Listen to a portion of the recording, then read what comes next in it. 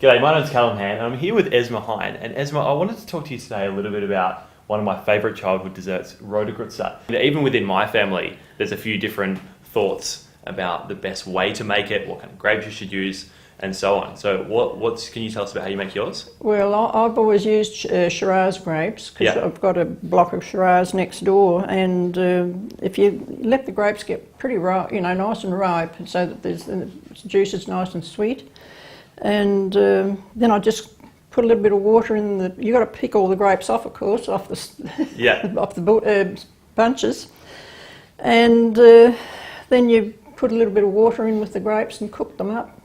Then you've got to strain them and sieve them, and then you've got your juice. Okay. Yeah. So once you've got your beautiful sort of, is it a clear juice? No, it's not clear. No, it's not clear because grape juice isn't clear. Yeah.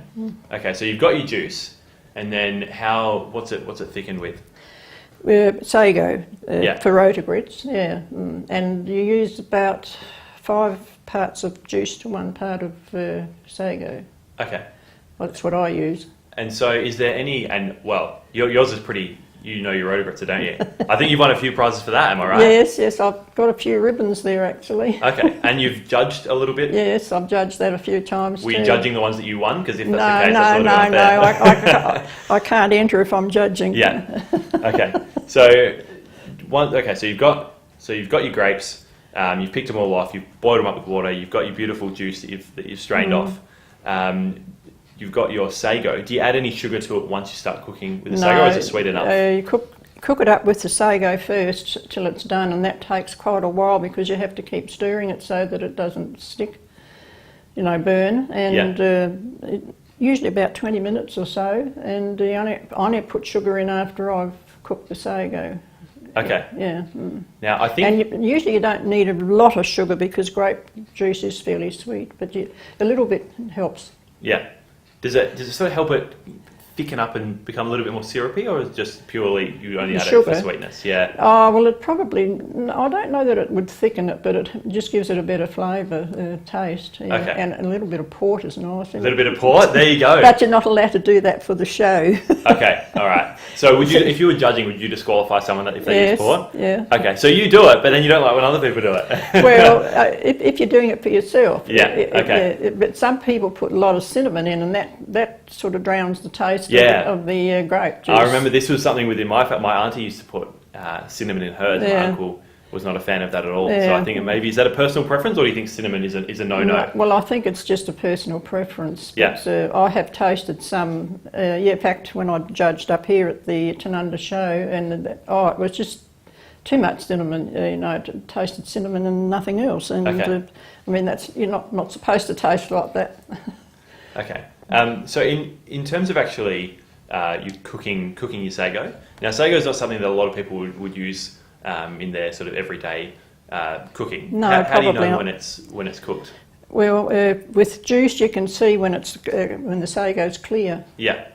Okay, and then sort of it's tender and beautiful. It just becomes clear. You can use that cook it in milk and use it as a dessert too. Yeah. It's very nice. Yeah. Beautiful.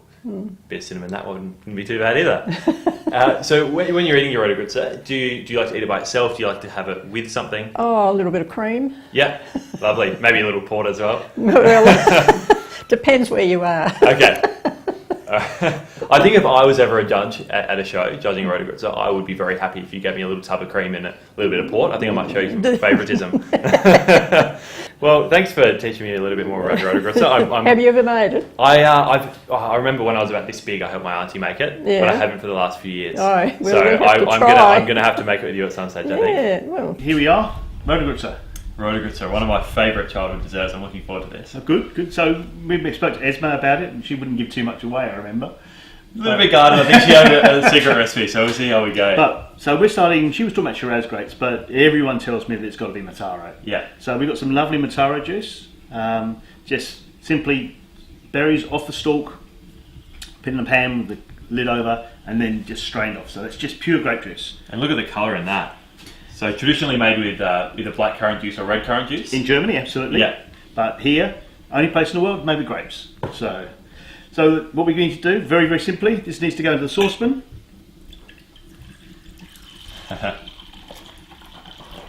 So then we're going to get some spices into that to infuse. Yeah, and they're actually very traditional to Northern Europe, where this comes from. I mean, spice trade was part of a big thing in the Middle Ages. So simply, we just need some lemon, and that gives a lovely bit of zest. So we're just going to take a little vegetable peeler, and we don't need much. We just need a couple of pieces of zest. We want to put a clove in each of these pieces. Cool. So the clove is a really nice bit of spice, but you mustn't overdo it. So you can have too much cloves. So put that in. Now the juice itself is pretty sweet, but it will need just a bit of sugar. Yeah. So it's to taste. I reckon this will take about a couple of tablespoons for a 500 mils. For about 500 mils, 2 tablespoons of sugar. Lovely. So a little bit of zest. A little bit of zest. Clove in each. Like you said, we don't want to overdo this. There's No. members of my family, I think, would hunt me down if they saw me putting any spice in at all. Okay. Some people are very traditional like that, aren't they? No, it has to be all about the grape. So it needs to be subtle. So very subtle. And a little bit of cinnamon. This is half a stick of cinnamon.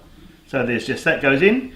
And now it just goes onto the heat just to warm it up. So we're not going to boil it. We're just going to warm that up. Grape juice is now warm. So we just turn that off. It's nice and warm. We're going to take the sago. And we're just going to sprinkle this on. And this is actually tapioca, not sago. It's hard to get sago now, isn't it? Sago's almost impossible to get these days. So, and so after we sprinkle it in, how long do we need to actually let it sit? It needs to sit there for about a couple of hours. They say overnight. Yeah. But I think just a couple of hours. It's just get that in there. And all the while, those cloves, the lemon zest, and the cinnamon is just going to be That's slowly it. infusing away. That's right. And that'll sit there now for a couple of hours, and then we'll come back. And we'll cook it through so the sago is clear. And that's essentially the dish. It turns into a nice jelly when it's cold. Great. Okay, so we're back to our Rotegrutze. Now it's just sat here for a couple of hours and that spice is infused through it. I don't think we can offend anyone. It's not going to be... it's not too strong. It's just subtle, isn't it? But you can definitely... So we're just going to take out that lemon peel and a couple of bits of cinnamon. Lovely. Before we put it back on the stove. Cool. Because otherwise that will break up. So get it on the stove and we now bring that to the boil. It'll probably take about 10 or 15 minutes of it simmering for those starch balls to go clear. So as this boils away here, they're just going to go, it's going to cook from the outside and going to get sort of translucent, and that those white little dots in there will eventually disappear and get nice and clear. So it's ticking along nicely here. So sort of after 15 minutes or so, the little sago or tapioca will go from those little white dots that will get smaller and smaller until it will disappear and goes nice and clear entirely. So it's been boiling for about 10 minutes or so, so you can see it's thickened a heck of a lot from when we first started, but it still does have a little way to go. You can still just see those little white dots. It's probably over halfway there. The Rotegrutze is cooked when you can no longer see any of those white bits, when the sago or the tapioca goes completely clear. Okay, lovely. So it's ready to go. Let's go eat some. Cool. Look at that. That looks fantastic. It's thickened up beautifully. Okay, well let's have a quick taste before we put it in the dishes. Great. Let's look at that. Because you eat it cold, but you just want to It's make so sure thick that already, though, isn't it? make sure it doesn't need any other flavourings, any more lemon juice or spices added. But I think it's going to be perfect. It's good.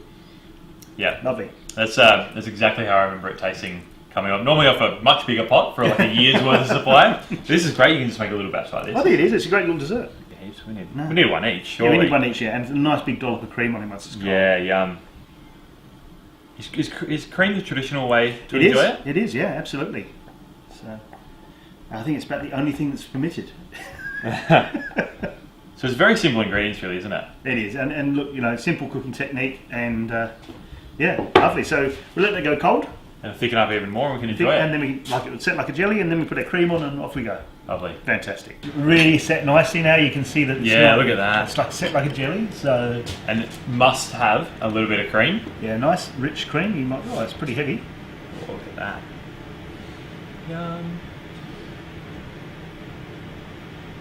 We dig in. Oh, I reckon we dig in.